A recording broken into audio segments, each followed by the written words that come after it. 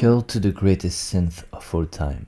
The one and only, the mystic, the ethereal, the universal, the spiritual, the one that put sounds to the best songs in the history of humankind, the one that inspired us to explore the linear universe. Deep inside the abyss of sounds, we meet our soul. Between samples and partials, chorus and reverbs, there lies a secret, the mystery that only reveals to the chosen ones. When I first got this synth, I was really impressed about how heavily built it was. It really feels like a giant piece of metal. I was also surprised about how heavy the keys were. If you want to reach maximum velocity, you really have to hit hard. The D-50 comes with built-in effects, as well as an equalizer. So you can really tweak the sounds to sound just right.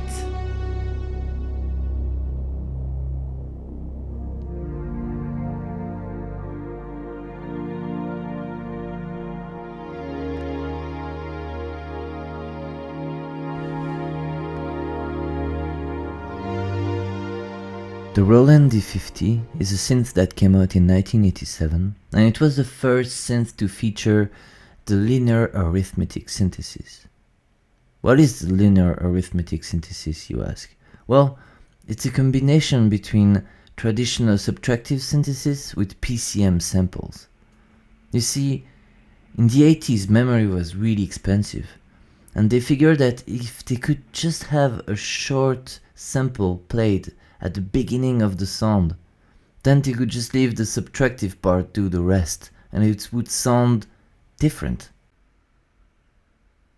The D-50 is made of two tones, the lower tone and the upper tone. And each tone is made of two partials.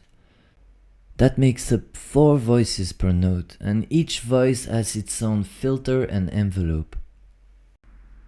You can load extra sound banks by using cartridges like this.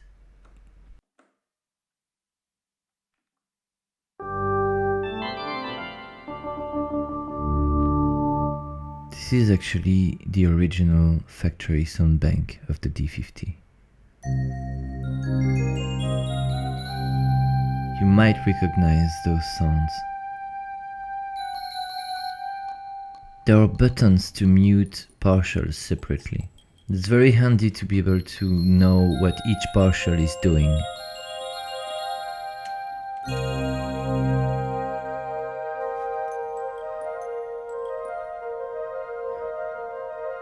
On the left of the keyboard there is that weird looking joystick that allows you to balance the mix between upper and lower tones and between the two partials.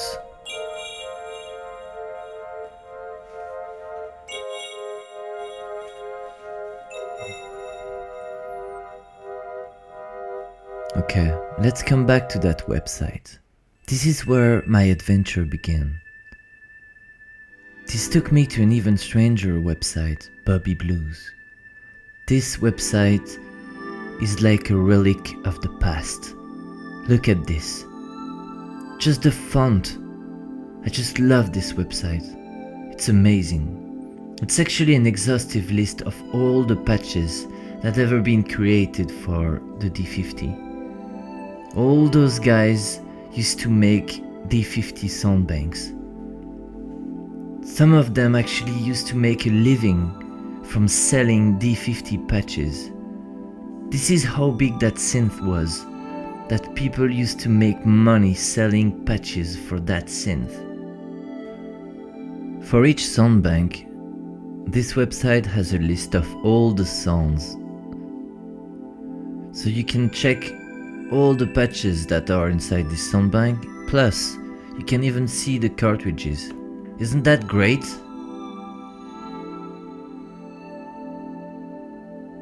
Some of those guys are actually still selling patches.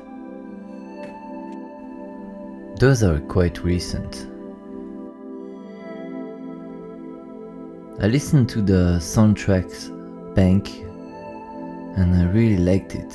So decided to send 15 pounds to that guy, Mark Rushbury. And then sure enough, 30 minutes after having sent the money, I received the Sussex files by mail. And I quickly had a look at them, and it just sounded amazing.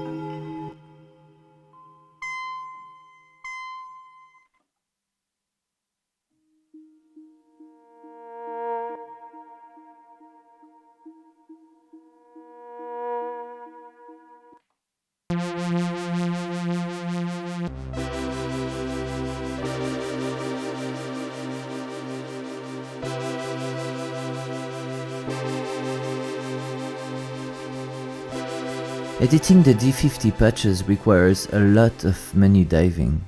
There actually exists a controller just for the D-50. It's called the PG-1000, but it's very expensive.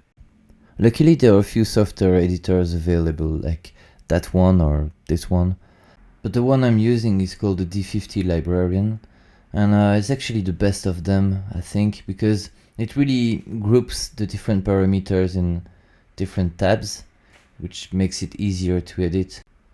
You also have visualizations for the envelopes, which is a great help because the D-50 has complex envelopes. They are not simple ADSR, they have more phases. Alright, so let's do a bit of sound design here. So what I've got here is a basic patch.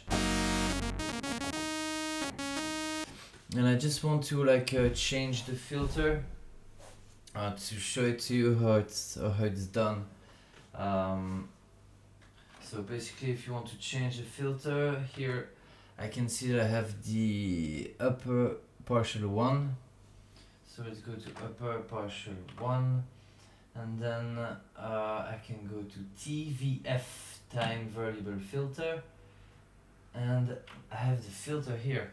So I can modify it, but you will notice that you can't modify it on the fly. So if I hold the note and move the filter, it doesn't change, but now, see, so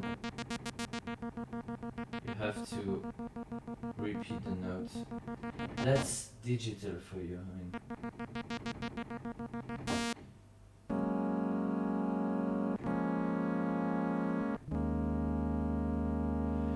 Alright, let's change the resonance.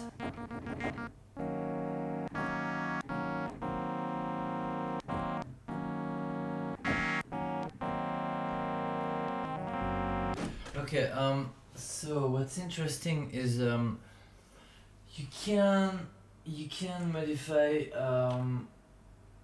the envelope here. It's quite annoying because you have to modify the values one by one. But what's easier is to be using that editor. So I'm just going to be changing the envelope here. Like, okay, let's just do a long attack.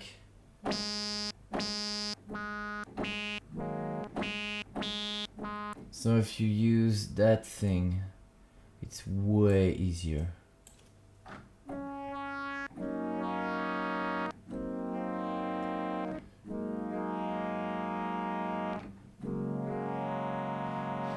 Alright, what else? I mean, you have parameters that are common to the whole patch, and you have parameters that are common to the tone.